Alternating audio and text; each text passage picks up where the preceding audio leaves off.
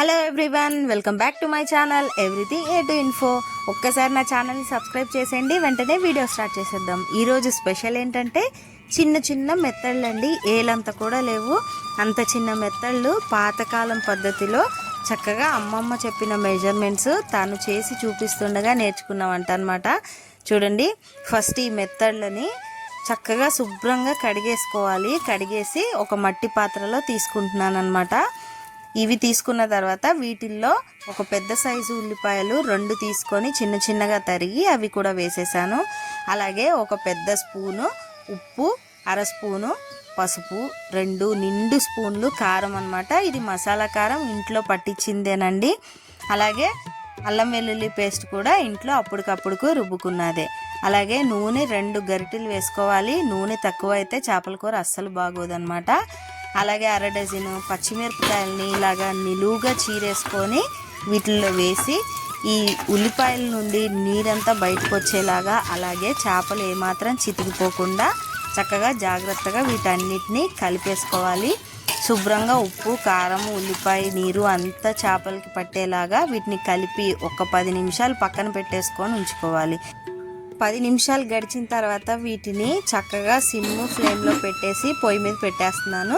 అమ్మమ్మ అయితే చక్కగా బొగ్గుల మీద పెట్టేదన్నమాట, కట్టెల పొయ్యి మీద.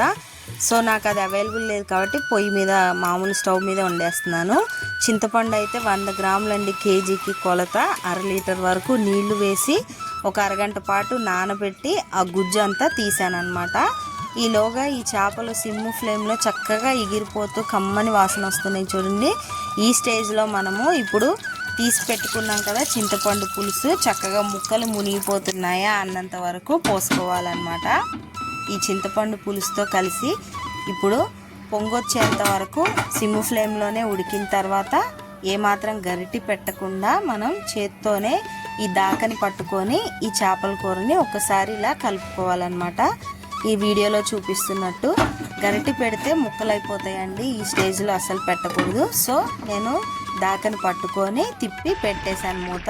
ఇప్పుడు హై ఫ్లేమ్లో ఒక 10 నిమిషాల పాటు ఈ కూర చక్కగా ఉడికిపోవాలి. చూసారు కదా, గుమగుమలాడిపోతుంది. పక్కన 4 ఇళ్ళకి తెలిసిపోద్ది అనమాట వాసన, అంత చక్కని వాసన వచ్చేస్తుంది. సో ఇలా ఎగిరిపోయిన తర్వాత స్టవ్ ఆఫ్ చేసేసుకోవాలి. ఆఫ్ చేసినా కూడా ఇది మట్టి పాత్ర కాబట్టి వేడి అలాగే ఉండి ఇంకా ఎగిరిపోతుంది అనమాట. అందుకని ఈ కొత్తిమీర, కాస్తంత జీలకర్ర పొడి, అలాగే ధనియాల పొడి ఈ 2 కలిపి 1 స్పూను జల్లుకోవాలి. కొత్తిమీర ఎప్పుడైనా సరే కాడలతోనే వేసేదండి మా అమ్మమ్మ. అలా అయితే చాలా బాగా ఉంటుందంట కూర.